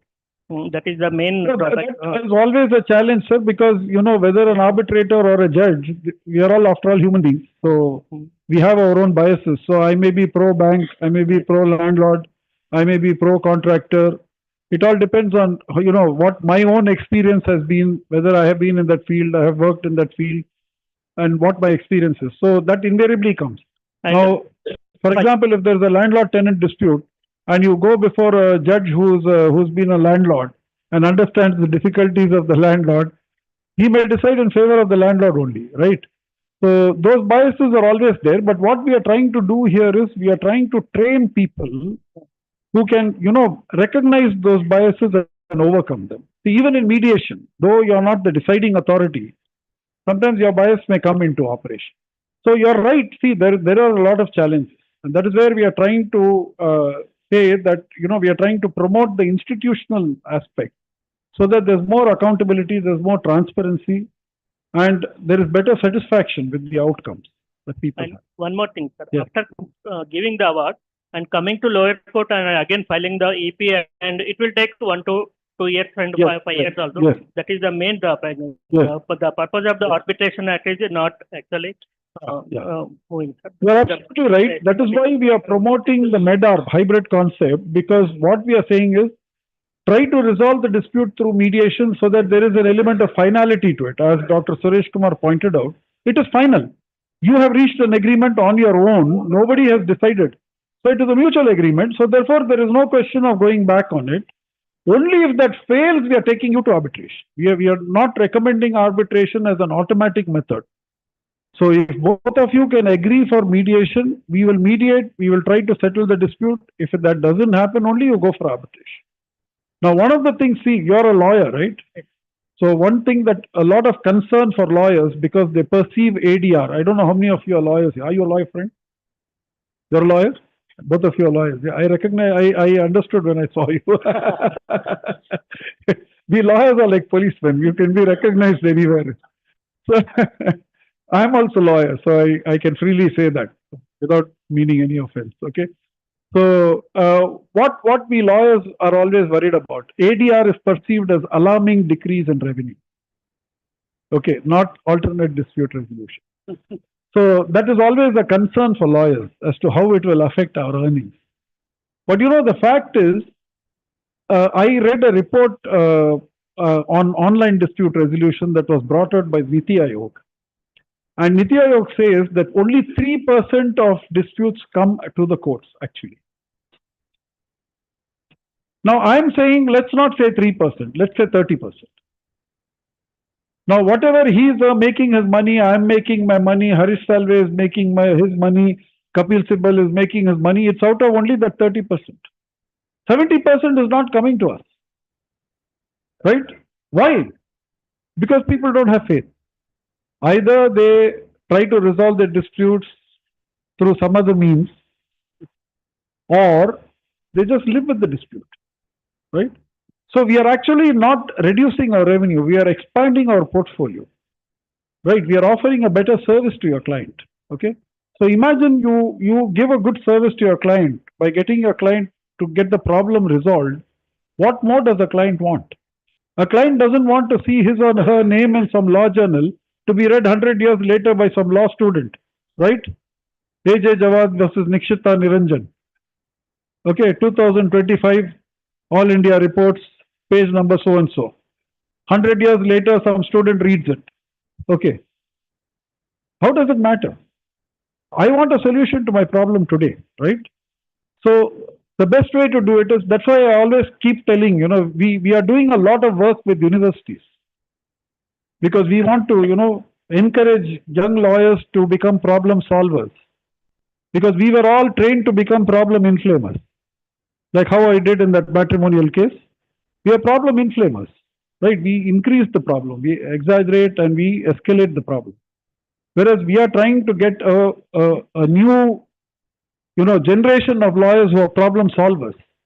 So we are trying to train them in mediation. We are encouraging them to come forward as practitioners. So when one lawyer asked me, should I choose mediation or should I choose litigation? I said, choose both. Because mediation is an essential tool in your toolkit. So you have to first try that, right? If you have a stomachache, you don't go for a surgery immediately. You try to solve it through medication, right? Surgery comes only when nothing else is left. You have no choice. Adjudicatory processes like litigation and arbitration are only those where you take recourse to them only if there's nothing else left for you to do. You have no other option. You have to fight. Yeah. Yes. Yes. Yes. Correct. Absolutely right. Absolutely. Yeah. Yeah. Yes. See, the best way to resolve the issues is mediation, because it won't affect you financially also much, because you go to the court, you do not know when the result will come. It may take as per 20 years, 25 years.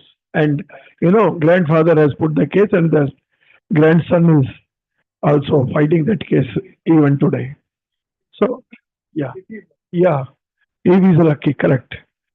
So, mediation, I tell you, I am not boasting myself, but I want to tell you, I am associated with so many social organizations. I was president for so many social organizations. I have mediated. I am not an advocate, but by experience, I have resolved many disputes between husband and wife, matrimonial. I tell you, one of the case, the husband and wife, they parted away for almost 7 to 8 months or 10 months. And we called it in the olden days, panchayat used to sit and resolve the issues. And many people could not do. They have approached about 200 people in the family. They could not resolve. Somebody told them, "Arey bhai, itna din se fighting kar rahe ho, you go to single sahab. He may resolve your issue. You try once. Trying is not taking away anything." They came to me. Then I have gone there.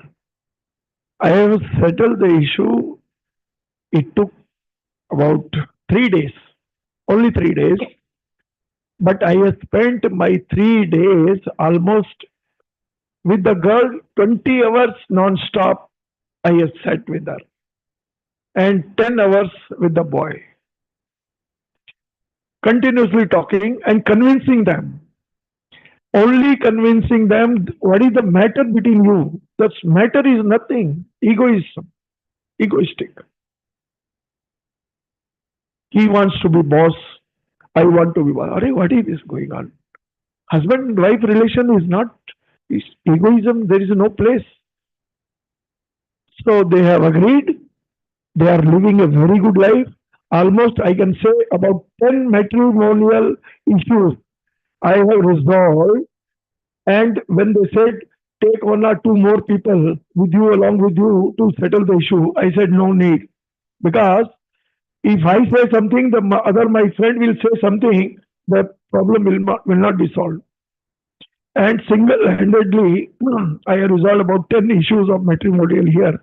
And even in the business, sir, I am telling, not many, 4 or 5 issues of businesses, disputes.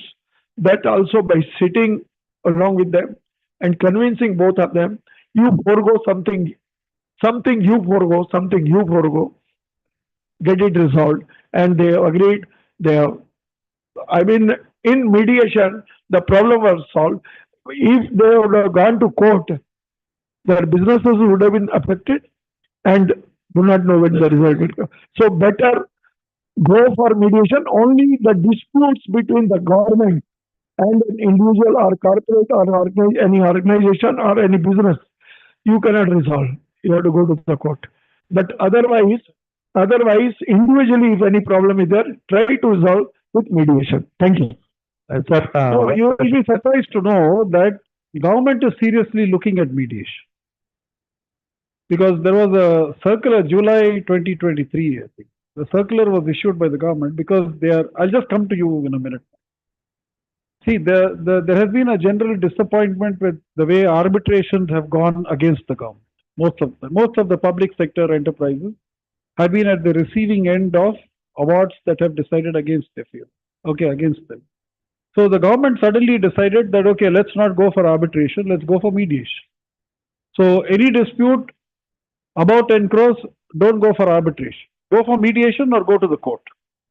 So what happened was we were invited by the Confederation of Indian Industry. Recently in Delhi, they had a conference of all the CEOs of CII, had a conference of all the CEOs of PSEs, public sector enterprises. And one of the things I told them was that the solution is not in throwing the baby with the bathwater. So what you need to do is to first try to resolve your disputes through mediation. And if that fails, go for arbitration. Litigation may not be the answer for you, because going to the court may not be an answer for you. But what happens in, where public sector enterprises are involved is the question of taking decisions. Because in a mediation, you need to have that authority to decide how to settle it. Now, one of the biggest fears in public sector enterprises or in government undertakings is that today, if I decide to settle, tomorrow, some internal audit should not call in question my decision and say that you indulge in some corrupt practice. So one of the recommendations that I gave there was that the office memorandum issued by the central government, by the finance ministry, contemplated the setting of a high-level committee. So I said one thing that you can do when a settlement is being reached, let the high-level committee scrutinize the settlement, and once it passes the scrutiny of the high-level committee and it is recorded, the officials should not be called into question later on. The decision should not be challenged later on by any internal audit or by any other, by ED or by any other agency. So that was, that was quite well received. I hope they implement it. Yes, my friend, you wanted to say. Sir, I'll just come to you. 1 minute. This gentleman has been holding the mic for a very long time. Thank you. Yes, Yes. Correct. Yes. Thank you, sir. So firstly, thank you for your insights and for sharing your experience as well in arbitration and mediation. It's very nice to see the IAMC team in action again, especially as someone who's been involved with IAMC since its inception. Nikshita knows me well. So I'll just quickly come to my question. You spoke about the importance of institutional arbitration, and I agree with you on that.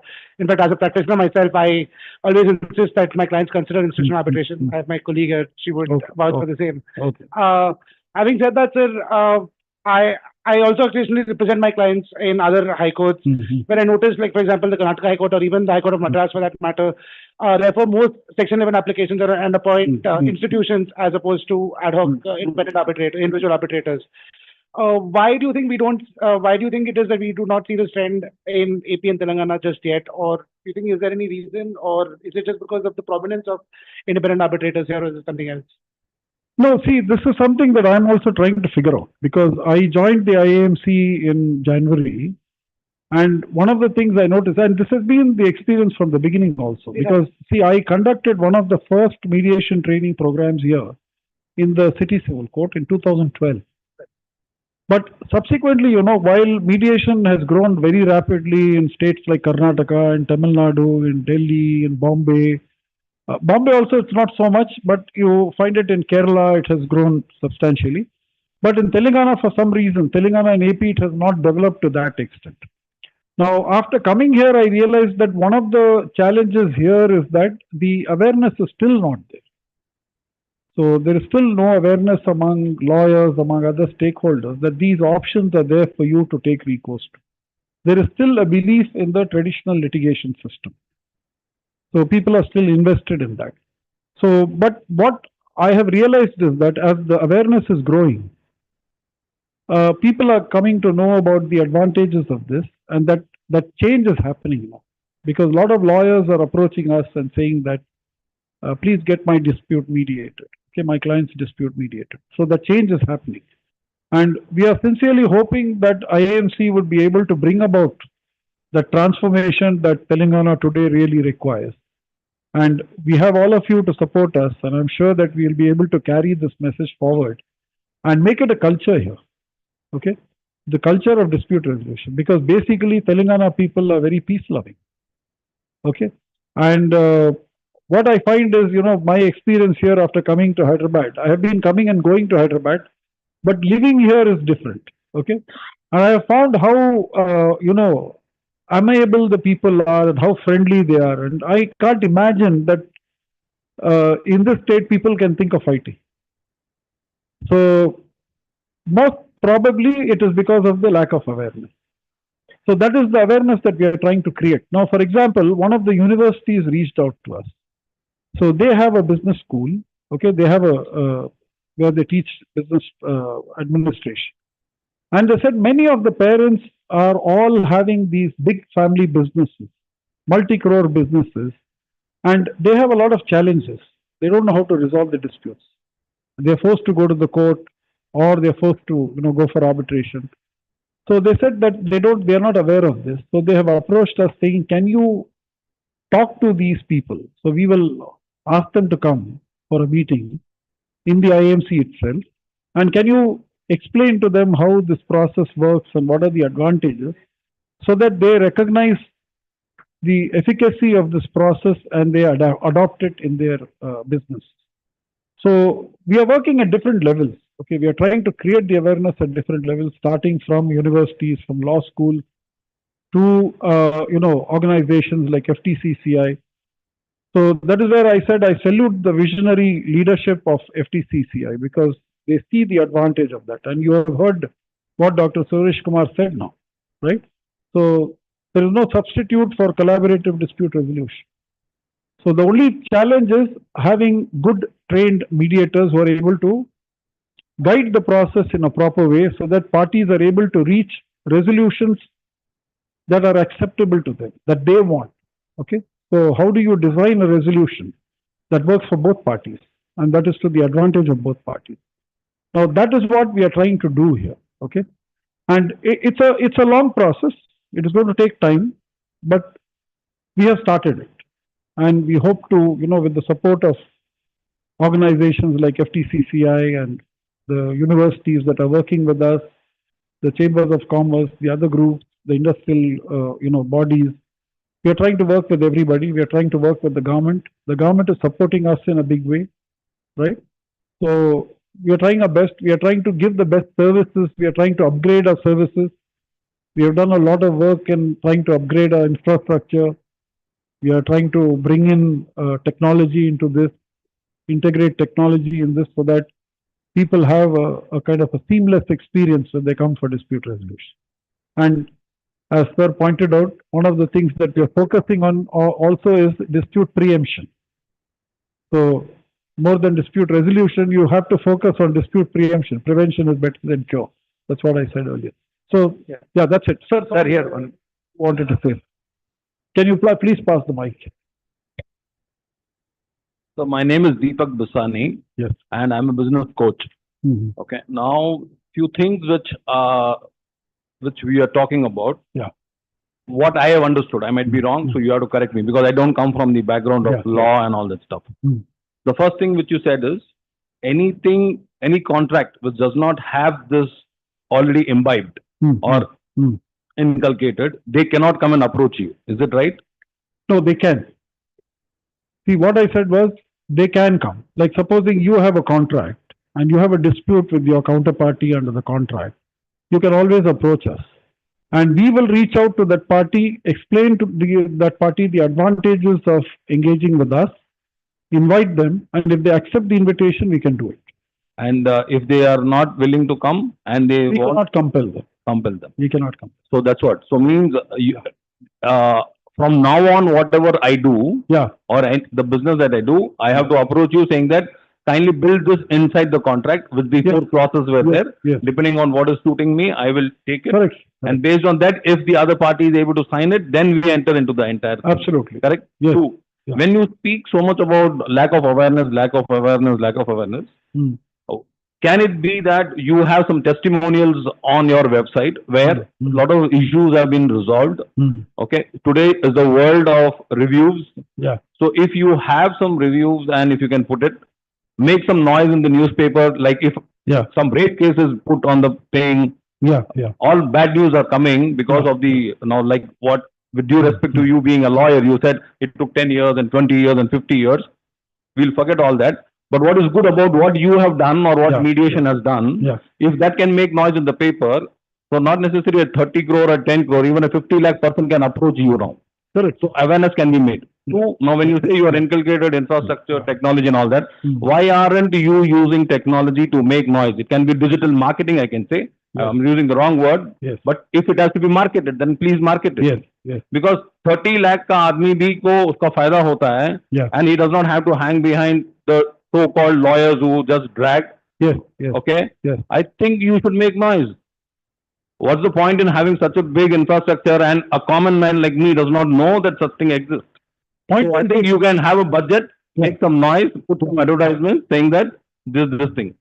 4th, I also want to know. Let me just answer that question first, because the third point that you raised is a very valid point, because as you know, we are aware that there is no awareness. So creating awareness is the most important thing, right? So we are in that process, because we are now, in fact, we are now in the process of hiring a public relations manager who will be able to deal with the PR and, will be able to reach out to different stakeholders and inform them about the availability of these services. Make as much noise as we can. And this is part of that making the noise.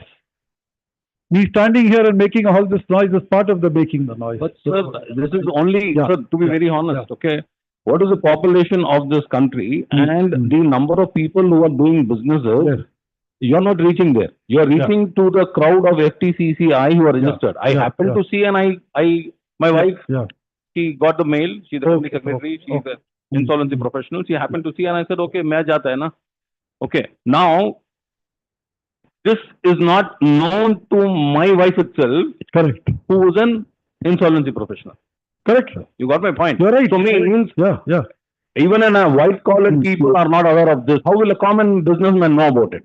So I think you better hire digital marketing guys. Yes, you're right. And tell them, make some noise about this product. We're doing it. I would appreciate it. No, I really appreciate the point that you're making, because that is one of the first things that we need to do.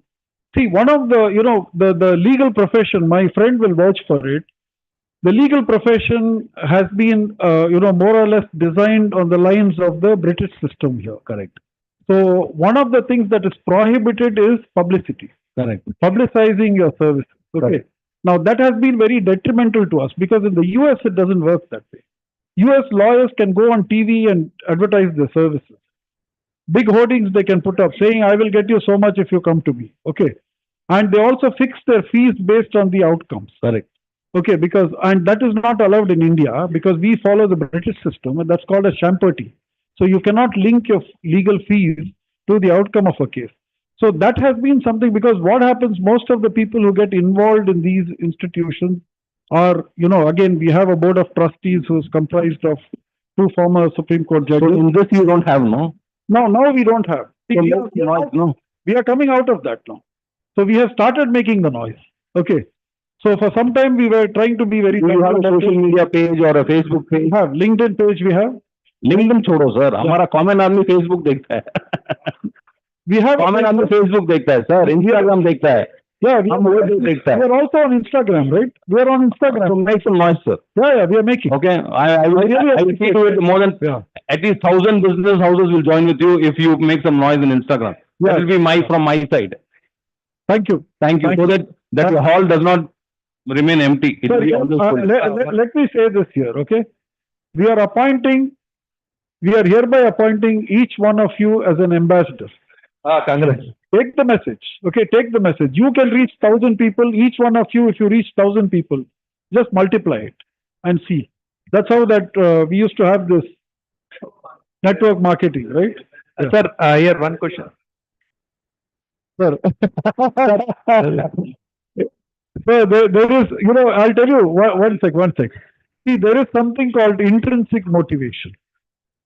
Okay, we have three kinds of motivation in this world. The first is survival motivation. I have to do this because I have to survive. The second is threat or reward motivation. The third is intrinsic motivation. Now, we are trying to motivate you intrinsically to believe in the cause and to do it for the cause. So, therefore, the benefit will come to you not directly from us in terms of some remuneration or honorarium, but it will come to you in terms of the advantages that you get, the reach that you get, the savings that you make when you adopt this process. Okay. That. Yeah. 1 minute. Sir. Yes, sir. Yeah, one minute. Sir, I am Surya Prakash here. Yes, I'll just stop. So many times what happens? Actually, we start 5:30. We'll close it. Sir has to go to small services companies. They don't enter into any contract or anything out of it. They execute the work. Yes. Later they will be deceived by the main contractor or something. Yes. And slowly they try to pursue by themselves. But the time lapses when we approach advocate. He says that you cannot file a case. And the time is lapsed. So such things can come into this arbitration or negotiation. Mediation, definitely. Yeah, mediation. Yeah, mediation is a very good way for resolving these kind of disputes, where if both the parties can be brought on the table, we can help them to reach a resolution. Yeah. So mediation is possible. Yeah. Thank you. Yeah. Just one. Yeah. Sure. No problem. Please go ahead.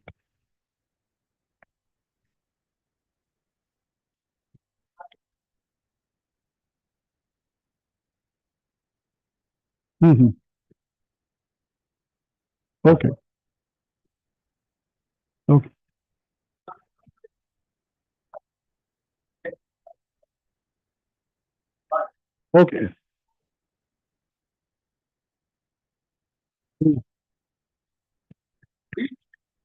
With all the clients, and more often, if we are doing it as Sarva Sailing is going to promote, inshallah, that will be a good privilege.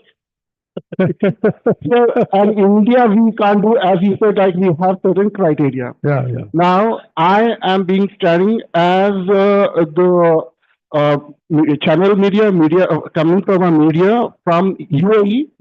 We are the owner of Suman TV in complete UAE. If you need a platform, we are there for you. Wonderful. Thank you so much. So, Nikshita, please take his contact details so that we can reach out.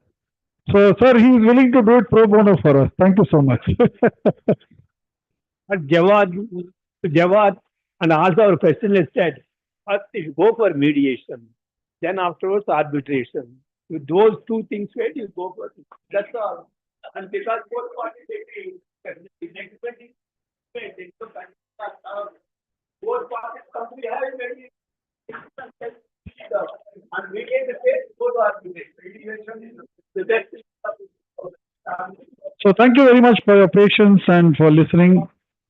Sir, thank you for your compelling and thought-provoking address. And I now request our Senior Vice President, President and Vice President ji, please come on to the dais, and as a token of our appreciation, please felicitate Jawad ji.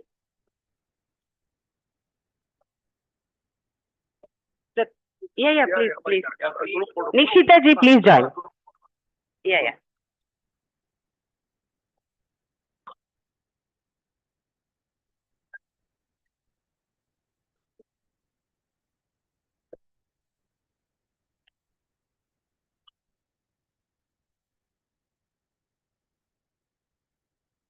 I want both of you also to stand. Yes, the other colleague.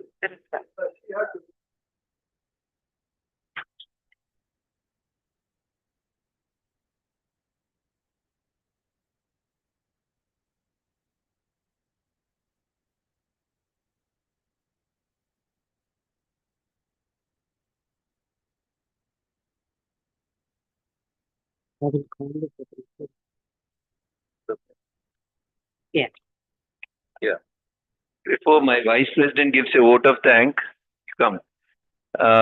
Since this is not for debate, one of the gentlemen was sharing, and Jawad was sharing about survival motivation, existence motivation, and intrinsic motivation.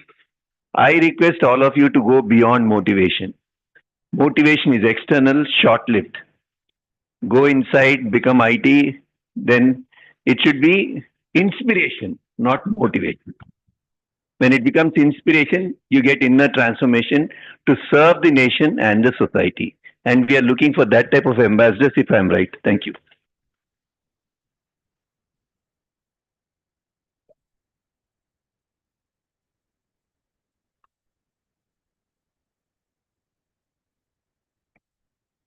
Yeah, good evening to all of you.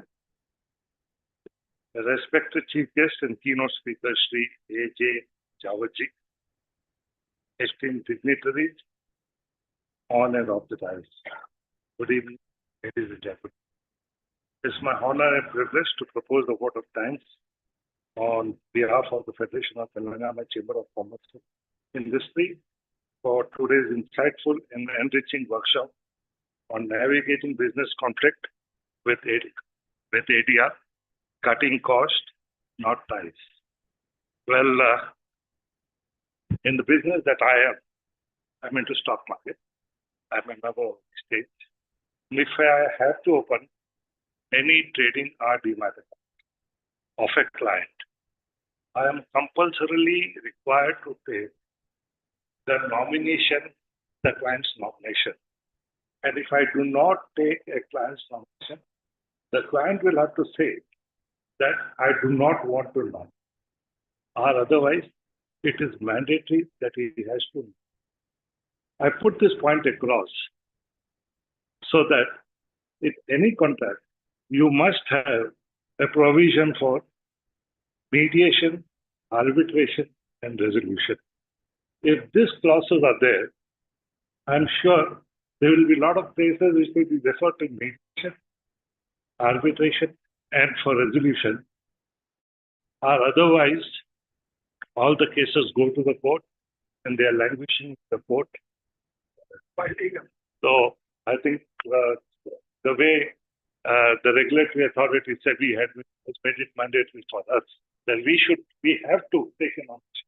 I think it will have to be, there should be some steps that should be taken by the government to ensure that these clauses are mandatory there, or otherwise strike out those clauses. No, we don't want clauses where a contract is open. So I do not know how effective it can be, but I think it will be very effective. If this kind of inputs are given to the government and to the law minister or ministry, we include. First and foremost, our heartfelt gratitude to our chief guest and keynote speaker, A.J. Jawatji, Registrars of the International Arbitration Mediation Center of Hyderabad. Thank you, sir, for your time and for sharing your rich experience and perspective. Your address has provided us with a deeper understanding of the relevance and practicality of ADR mechanism in the business world today. In respect of a question that was being put by one of the persons in the audience, that why are you not making noise when you have so much of facility? I think they are not permitted to make noise at all. They are only permitted to say what is the facility that is available. Beyond that, I think they're professional. They don't allow it to be spoken. I think that is the same practice that we follow in our business. Even if I have to release an advertisement in the newspaper, I will have to get the approval of the regulatory authority then release an advertisement. And if they find that their advertisement is something to do with promotion of business by telling something which should not be spoken about, it is rejected. So I definitely feel that we need to promote mediation and arbitration, but I think it cannot be by making noise on a media platform. I extend my sincere thanks to CA Naresh Chandra Delhi, Chair of the Corporate Law IBC and ADR Committee, for chairing the committees of us to bring such meaningful topics to the forefront. So I think this is the second time that you have come to the Federation. And I do remember telling you that if we also need to have one center at Federation, we should be looking at it, provided it is cost effective and the business proposal from the Federation side. A special word of appreciation to the co-chairs and advisors of the committee, Dr. Tasneem Sharif, Ritesh Mittal, and Sri V.S. Rajagaru, for your support and contributions to the success of today's workshop.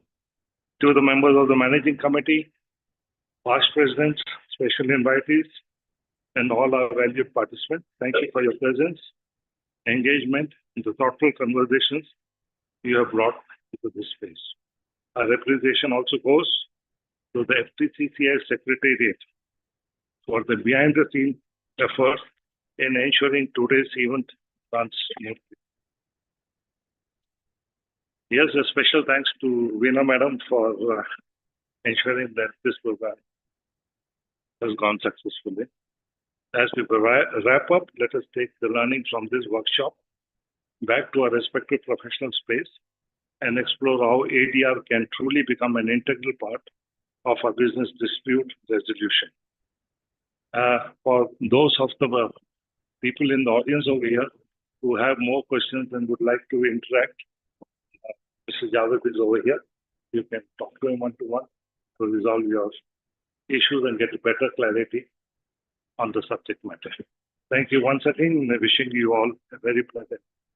Thank you.